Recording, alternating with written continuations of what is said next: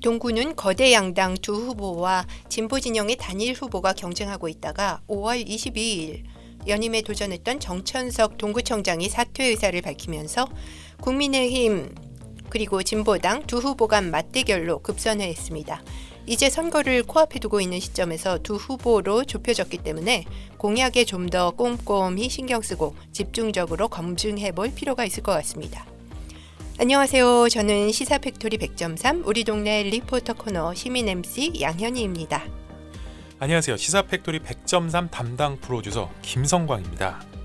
동구는요, 현대중공업이 위치하고 있는 대규모 공장 지역이기도 합니다. 그래서일까요? 노동의 진보적 의제를 내놓는 진보 정당들이 주목을 받는 곳이기도 합니다. 오늘 시민의 눈으로 후보자 공약 검증해 볼 예정이고요. 또 시민 진행자들과 함께 진보당 김종훈 후보를 전화로 연결해 자세한 이야기 들어보도록 하겠습니다. 지금 바로 출발합니다.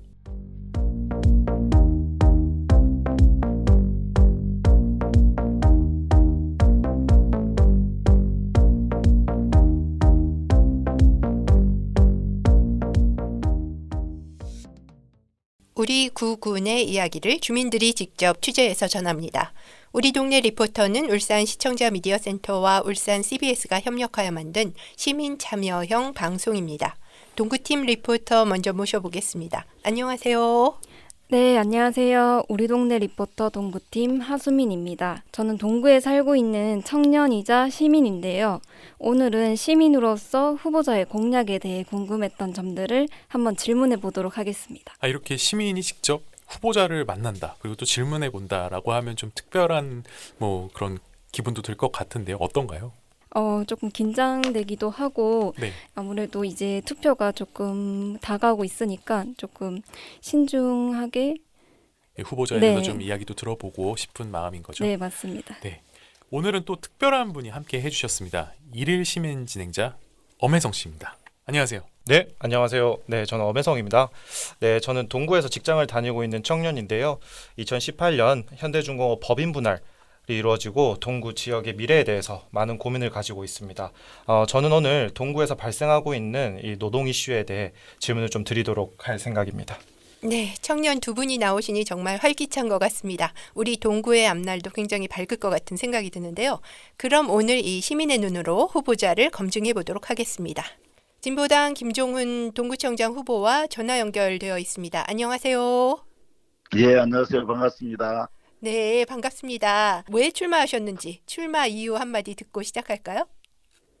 예, 울산 동구가 많이 어렵지 않습니까? 단일보 많은 사람들이 참 힘들다 말씀들 많이 하시기도 하고요. 그래서 이번 선거에서 우리 동구를 위기, 절망 이런 것이 아니라 희망을 다시 만들어 보겠다는 생각으로 출마를 하게 되었습니다. 네. 특히 이제 동구 같은 경우는 이 어려울 때 좀 동구를 살릴 리더십이 필요하지 않는가라는 생각이 들어서 사실상 여러 가지 고심이 많았는데 사람들이 어려울 때 무엇인가 해야 되지 않느냐는 그런 요구도 있었고 그런 마음을 담아서 결단하고 출마를 하게 되었습니다. 후보자는 그 국회의원과 동구청장을 지낸 경험이 있는데요. 이런 활동 중에 얻은 별명 같은 게 있을까요? 저는 특별한 별명이 있는 건 아닌데 친구들이나 가끔 이제 주변에 있는 사람들이 소라고 부르기도 해요. 소요? 소. 예, 예.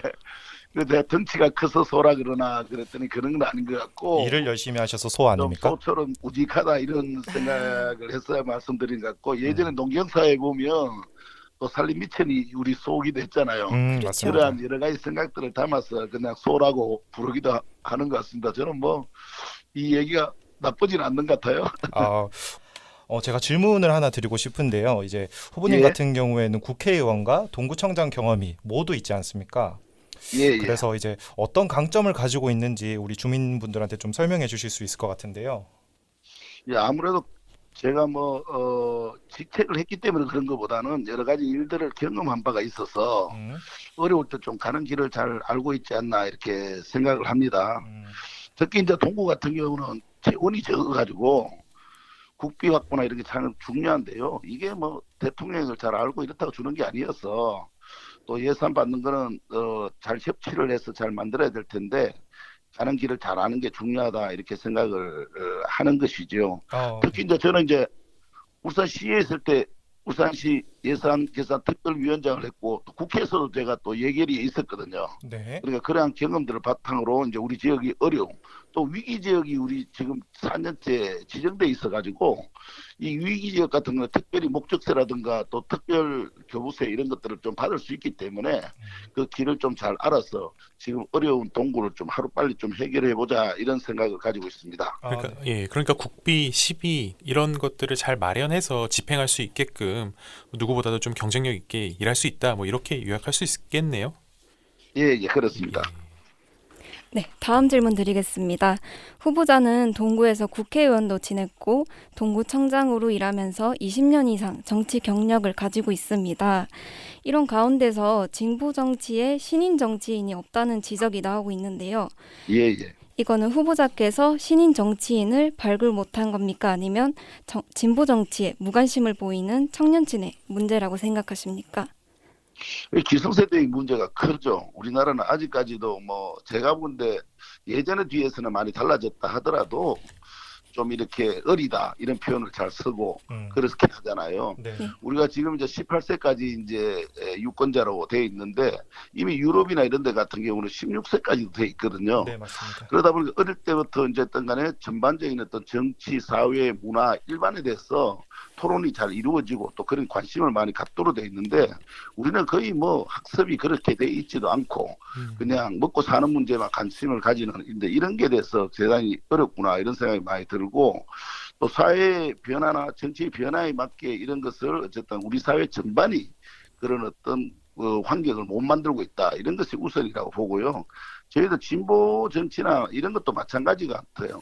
민주주의를 확장시켜야 될 시기에 어떤 민주주의 관련한 투쟁을 할 때 이럴 때 많은 사람들이 참여하고 이랬는데 지금은 상대적으로 사실상 일반적인 어떤 민주주의가 좀 확대되고 이러다 보니까 사람들이 참여가 좀 부족한 게 있는 것 같고 그나마 이제 저희들 같은 경우는 요번에 이제 뭐 예. 저기 경기도 같은 경우는 19살 되는 어떤 신은진 후보가 출마를 하게 됐는데요. 네. 이런 어떤 후보들을 발굴하기 위한 또 다양한 노력도 하고 있고 여성 요번에 출마 비율이 저희들이 어떤 62%까지 돼요. 여성 후보를 늘린다든가 이런 여러 가지 정책을 고민하고 앞으로도 어쨌든 간에 우리 청년 정치가 좀 이루어질 수 있도록 더욱더 관심을 가지고 문제 해결을 위한 노력을 한번 해보겠습니다. 시민 진행자께서 한 이야기를 좀 짚어보자면 정치는 사실 동료가 중요한데 진보 정치에 동료가 없어 보인다라는 이야기를 한 것 같습니다. 그런데 앞서서 이게 기성세대의 문제다라고 이야기를 했는데 그 기성세대에 지금 김종훈 후보자가 포함된다라고 보거든요. 실제 그 예. 얘기는 김종훈 후보자의 책임으로도 볼 수 있는 건지 그 책임에 대해서 공감하시는지 궁금합니다. 예, 마찬가지입니다. 음. 저도 이제 그러한 역할과 노릇 제대로 못했고 가끔 다 저희 딸한테도 제가 이제 꼰대라는 얘기도 듣기도 하는데 정치에도 그런 꼰대 역할을 하고 있지 않는가라는 생각이 들어서 네. 그렇게 돼요. 저도 이제 사실은 제가 30대에 시의원을 했으니까 벌써 이제 50대로 접어들었으니까 상당히 정치 영역만 보더라도 한 20년 이상을 해온 거거든요. 그런데 이제 그동안에 이제 다양한 어떤 우리 청년들이나 젊은 사람들이 정치적 진출을 해서 또 우리 사회에 대한 새로운 어떤 변화를 만들어 가는데 그 역할을 해야 되는데 충분히 그렇게 못한 거는 저도 책임이 있다고 여기고 있습니다. 예. 네. 일단은 책임에 대해서 좀 이렇게 언급을 좀 해주셔서 좀 앞으로 비전이 좀 있을 것 같고요. 예. 일단 참여에 대한 확대와 이제 환경에 대한 조성 이런 부분에 울산에서도 좀 개선이 좀 됐으면 좋겠다라는 생각을 좀 하고 있습니다. 다음 질문 네, 이제 또 시민 부탁드립니다. 리포터께서 계속 하시죠. 예. 네, 그렇다면 청기욱 후보자가 아닌 김종훈 후보자가 동구청장으로 선출돼야 하는 이유 무엇이라고 생각하십니까?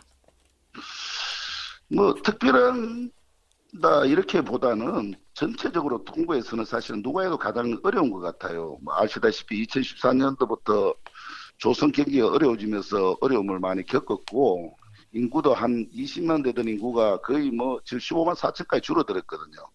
또 최근 또 5년간의 인구 추이를 보니까 2만 1,000명이 떠나갔는데 그중에 19,000명이 19세에서 34세 청년들이 떠나갔더라고요. 맞습니다. 소위 말해 MZ세대가 떠난 거죠. 네. 이 청년들이 좀 너무 머물지 않고 있어서 이거 참 어렵겠다 이런 생각을 기본적으로는 저는 가지고 있습니다. 그렇지만 제가 이제 아무래도 뭐 경비 차이는 있겠죠. 제가 시의원도 했고 구청장도 했고 국회의원도 했으니까 이 어려울 때 어쨌든 빠르게 문제를 좀 해결하지 않으면 더 떠나갈 수밖에 없다. 사람들은 교육 문제, 노동자의 임금 문제, 또 사회복지, 체육문화 문제 이런 전반에 대해서 제기를 하고 있는데 이것이 진척이 잘 안 되고 있어요. 예전에 예. 기업이 이제 기업 또 사주가 정치를 한 때도 있었잖아요. 예. 할 때는 또 뭐 거기서 다 사회문화 복지를 한다 그랬는데 다 매각을 해버리고 나니까 복지 사각지대로 빠지기도 했고 여러 가지 이제 어려움을 겪고 있는 거죠. 이러한 문제를 이제 빠르게 해결하기 위해서는 가는 길도 잘 알아야 되고 또 그 해법을 잘 찾아서 또 해결을 해야 되는데 나름 그나마 제 스스로 주장이긴 하지만은 제가 좀 그런 길을 잘 알고 있기도 하고 제가 구청장 국회의원 시절에 또 일도 많이 해왔기 때문에 그 경험치를 잘 살려서 예. 동구로 빠르게 좀 변화를 만들어 볼 수 있겠다 이런 생각을 가지고 있습니다. 알겠습니다. 네, 좋습니다. 예. 방금 말씀하신 문제가 동구의 현실을 좀 보여주고 있는 것 같고요. 다음 질문 제가 좀 드리려고 하는데 이제 울산에는 대기업이 좀 많지 않겠습니까? 예. 그런데 또 이제 생산직 노동자 입장만을 좀 대변한다 뭐 이런 문제 의식에 대해서도 이야기가 좀 나오고 있거든요. 예. 그래서 이제 구청장이 되셨을 때 이런 노사 갈등이 오히려 더 촉발되는 거 아니냐 이런 우려에 대해서 또 질문을 좀 드리고 싶습니다. 어떻게 생각하시나요? 예. 그거는 이제 현상만 보니까 그런 일이 벌어지는 것 같고요. 네네. 뭐 기관장을 하면 사실은 우리 집에 중요한 게 기업뿐만 아니라 우리 모든 주민들이 행복하게 다 살고 또 생산력을 높이는 데 더 주안점을 둘 수밖에 없을 거라고 생각합니다. 네, 하나의 예를 들면 제가 이제 국회의원이 되고 난 뒤에 노동자들 내쫓지 마라 뭐 이렇게 또 하청 구리치기 하지 마라 이렇게 계속 제기를 했는데 그것만 사람들은 기억하고 있는 거예요. 제가 이제 조선산업의 사양산업이 아니다 이렇게 정부의 그 문제를 해결하기 위해서 조선 관련해가 조선 살리기 의원단 모임도 만들고 이랬거든요. 아, 그때 뭐 알고 계시는 이제 김경수 의원이라든가 뭐 그 박지원 의원, 노회찬 의원 이런 등등을 제가 모아서 조선 산업은 사양 산업이 아닙니다. 여전히 우리나라의 중요한 산업이고 미래 먹거리입니다. 이걸 이제 산자부나 정부에서 좀 만들어내는데 한 1년 정도 걸렸어요. 그 이후에 이제 사실은 정부가 다시 조선산업에 지원을 시작했거든요. 그 지금 다시 이제 또 도래했지 않습니까? 나중에는 좀 어려워질 수도 또 있겠지만은 네, 지금은 이제 예. 어쨌든 수주도 잘 되고 하니까 그런 것만 보더라도 사실 제가 근데 어쨌든 수주가 간에 잘 된다고 하더라도 예. 이런 건 아닌 것 같아요. 예, 예, 예. 근데 수주가 잘 된다고 하더라도 좀 그 부분에 대해서 좀 섬세하게 들여다볼 필요가 있는 것 같거든요. 예, 예. 네. 네, 그 포스코 같은 경우에는 이제 지주회사가 포항에 남았지만 이제 울산 현대중공업 같은 경우에는 한국조선해양이 서울로 떠났죠. 네, 예. 동시에 현대중공업은 거대한 하청업체로 전락했다라고 이야기를 많이 하십니다. 연구개발 기능은 울산에 없고요. 조선소 공장 기능만 울산에 남아있다는 지적인데요. 예. 이런 상황에서 조선업 상황이 좋아져도 양질의 일자리가 돌아오기는 어렵다. 이런 우려가 있습니다. 여기에 대해서 혹시 해결책이 좀 있을까요? 그렇습니다. 지금 저는 법인 분할과 관련해서 애초부터 어쨌든 간에 이게 이제 뭐 어쨌든 기업의 어떤 승계나 이런 문제 때문에 사실 이루어진 일이다라고 주장을 했죠. 그때 이제 법인 분할을 하고 본사를 이제 수도권으로 옮겨갈 때는 주로 주장이 뭐였냐 그러면 대우조선하고 합병 문제를 얘기했거든요. 맞습니다. 기업 합병을 하려면 울산에 두면 거제나 이런 데서 반발이 많으니 그 자체를 어쨌든 서울로 옮겨서 중심을 잘 잡고 일을 하겠다라는 것인데 결국은 이제 기업 합병이 어려워졌잖아요. 네, 무산됐죠. 유럽이나 이런 데서 승인도 하지 않았고 앞으로도 저는 이 문제는 어려울 것 같아요. 독과점 문제 때문에 그렇잖아요. 네, 맞습니다. 그러니까 이런 문제는 기업이 어쨌든 간에 기업 승계를 위한 조치를 하면서 자기 이윤을 극대화하는 방식에 진행하다 보니까 실제적으로는 동구가 이제 하청 기지화 돼버린 거죠. 네, 그래서 해결책은 뭐가 있을까요? 예. 해결책이요. 그래서 이제 전반적인 이제 임금이 떨어지고 이런데 제가 보건대는 기업이 기후 환경을 바꾸지 않고는 조선사는 미래가 없어요. 첫째는 기업 환경. 누가 뭐라 하더라도 기본적인 임금을 제대로 지급하고 그렇게 해야 조설사는 누가 뭐라도 사람의 기술이 유지되고 보호돼야 되거든요. 그 문제를 하기 위한 어떤 정부, 그다음 기업 이렇게 해서 협의를 해서 문제를 풀어보겠다는 생각을 가지고 있고 그 외에는 제가 이제 생각하는 그런 미포지구에 어쨌든 간 산단을 제가 구청장을 할 때 한 11만 평 정도 풀어놓은 게 있어요. 네, 맞습니다. 그 지역을 어쨌든 빠르게 어쨌든 간에 미포지구 산단을 조성을 해가지고 지금 뭐 울산시에서 추진하는 거 보니까 부품 뭐 이런 걸 얘기하는데 그런 게 되면 안 되고 좀 이제 IT 산업이나 좀 미래지향적인 어떤 산업들이 들어와가지고 우리 그 청년들이 좀 이것으로 다시 돌아올 수 있고 양질의 일자리를 좀 찾을 수 있도록 해야 된다. 저는 이렇게 고민을 하고 있습니다. 네, 산업 전환이 필요하다. 이게 해결책이 될 수 있을 것이다. 이렇게 해석할 수 있겠네요. 예, 그렇습니다. 네, 예. 이어서 좀 질문을 드릴게요. 그 현대중공업을 비롯해서 이제 동구는 좀 거대 공장지대라고 봐도 무방합니다. 근데 여기서 예. 중대산업재해가 계속해서 발생하고 있어요. 중대산재라 하면 사망자가 계속 발생하고 있다는 얘긴데 예. 또 거기다가 동구 지역 공해가 상당하다라는 지적도 굉장히 많습니다. 이게 예, 다 예. 사실 시민 건강권 문제거든요. 예, 근데 예. 이게 진보, 보수, 출신 구청장 모두가 해결하지 못했어요. 이 예, 예. 산재와 공해 문제, 이 건강권 문제, 이 해결책이 있을까요? 그러니까 첫째는 이제 계속되는 어떤 산재 사망 사고가 되게 안타까운 일이 벌어지고 있는데요. 벌써 현대중공업이 올해 창사 50주년인데 그동안에 473분이 안에서 돌아가셨더라고요. 예, 맞습니다. 이거 어떤 식으로 저는 막아야 된다. 법을 떠나서 사람의 생명부터 살리는 게 가장 우선이지 않느냐. 네. 네네. 우리가 뭐 산업안전보건법 이런 거에 의해서 뭐 강제하고 이런 것도 중요하지만은 실제적으로 사람을 살리는 데 중심이 돼요. 지금 사고가 저는 많이 나는 이유 중에 여러 가지가 있는데 그 중에 하청업체가 많고 또 단기 어쨌든 계약 근로자들이 많아요. 노동자들이 많다 보니까 그 사람들이 와서 일의 환경을 잘 모르다 보니까 사고가 많이 나는데 빨리 고용 안정을 시켜서 자기 일에 대한 어떤 주의 환경을 제대로 알고 일할 수 있도록 만들 수 있도록 저는 어떤 이런 어떤 역할을 해야 된다 이렇게 보고 있습니다. 이것이 뭐 우리가 작업 중지권을 어떻게 하겠다 이런 걸 넘어서서 회사와 협의하고 노동부와 또 정부와 협의해서 우리 지역에 사는 사람이 어쨌든 죽지 않고 다치지 않고 일할 수 있도록 만들어야 된다 이렇게 생각을 하고요. 네, 지역 문제만이 아니라 이게 전국 단위의 문제로 확산을 시켜서 문제를 해결해 봐야 된다. 이렇게 요약할 수 있을까요? 그렇죠. 예, 알겠습니다. 공해 문제 같은 경우는 네네. 여기가 이제 사실은 이제 분진이나 페인트 이제 색깔로 이런 것 때문에 사람들이 이제 전반적인 어떤 환경부에서 조사한 거에도 사실은 공개가 일일이 다 되진 않았지만은 예. 대단히 환경이 안 좋은 걸로 나와 있어요. 제가 구청장 할 때도 이 문제를 현대중공업에 제기하고 이래서 사실 한 400억 정도 들어서 조치를 한 적이 있거든요. 그랬군요. 그래서 이 문제를 어쨌든 간에 이번에도 여전히 어쨌든 이 문제에 대한 철저한 어떤 조사를 통해 가지고 만들어야 된다고 보고 그리고 기업에만 또 모든 어떤 책임을 저는 떠넘겨서는 안 된다고 생각도 하고 있습니다. 예. 우리가 행정에서 할 수 있는 차단 녹지를 강화한다든가 또 저감 장치를 만들어서 전반적인 어떤 문제를 해결하기 노력을 하고 또 문제가 있는 곳은 어쨌든 간에 나무를 곳곳에 많이 심어가지고 제가 그걸 바람길이라고 표현해 봤는데 공해가 오면은 그 공해가 다른 데로 빠져나갈 수 있도록 이렇게 하는 방법도 여러 가지 어쨌든 고안해서 이 문제 해결책을 같이 공동으로 예. 노력해 볼 생각입니다. 알겠습니다. 그 이제 시사 팩토리 100.3 저희 다른 코너죠. 일터수첩에서 최근 플랜트 노동자 건강 문제를 다뤘어요. 예, 여기 예. 굉장히 유사한 얘기인데 일용직 노동자로 일하는 경우가 이분들이 대부분이라서 노동자 건강 추적 조사가 어렵다고 합니다. 예. 그런데 이분들이 항만과 인근 시설에서 벤젠, 톨루엔 같은 1급 발암 물질을 직접 만지면서 그걸 취급하는데 그래서일까요? 노무사들 사이에서는 이분들의 직업성 질환 상담 빈도수가 굉장히 많다고 합니다. 이런 예, 예. 구조적인 문제 해결책은 없을까요? 그러니까 이 문제가 이제 사실은 권한이 지방자치에 이제 많이 와 있진 않아요. 이 문제를 어쨌든 간에 중앙정부와 또 국회에서 또 처리해야 될, 법적으로 처리해야 될 과정도 있을 텐데, 네. 산업 현장의 관리나 감독 권한을 지방자치에 사실 넣게 되는 거죠.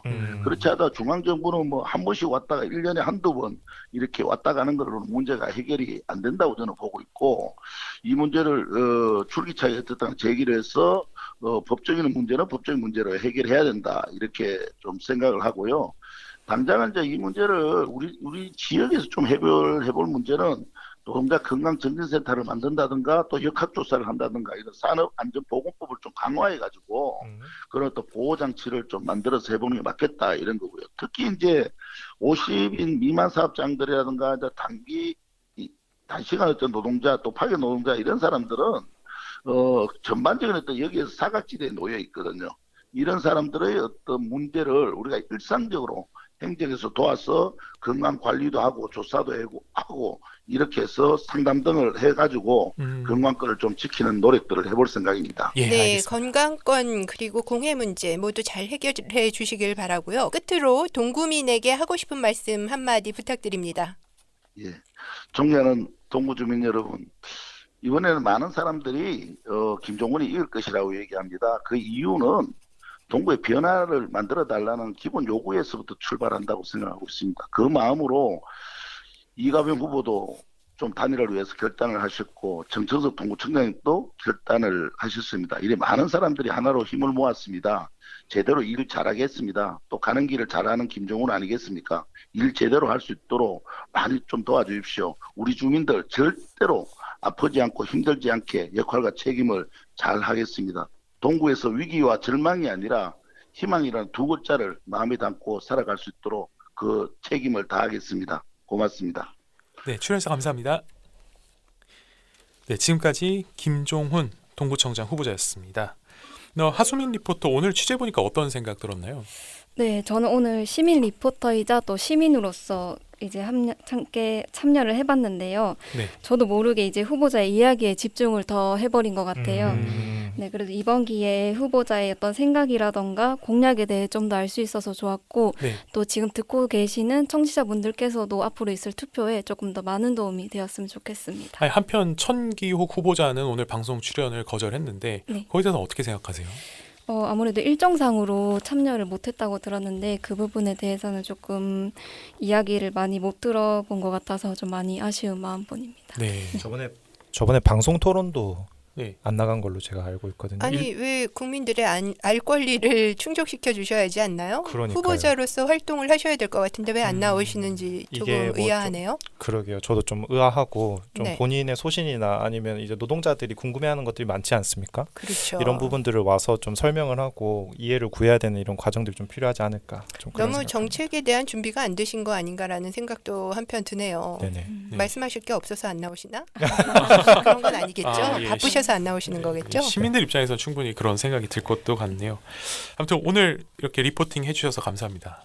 네, 감사합니다. 오늘 리포팅 모두 수고하셨고요. 자, 선거가 얼마 남지 않았습니다.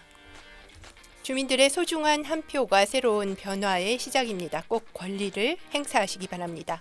우리 동네 리포터 선거 특집 방송을 이것으로 마치도록 하겠습니다. 이번 방송을 통해 후보를 선택하는 데 있어 많은 도움이 되시길 바랍니다. 우리 동네에서 관심을 기울일 만한 소식을 알리고 우리의 목소리를 내는 이 시간 우리 동네 리포터는 계속됩니다. 지금까지 청취해주신 여러분 감사합니다. 리포팅의 하수민, 엄혜성, 지도의 박정민, 기술의 김신년, 권석진, 제작 지원 울산 시청자 미디어 센터, 제작의 우리 동네 리포터, 진행 양현희. 예, 진행과 책임의 김성광이었습니다. 감사합니다. 감사합니다.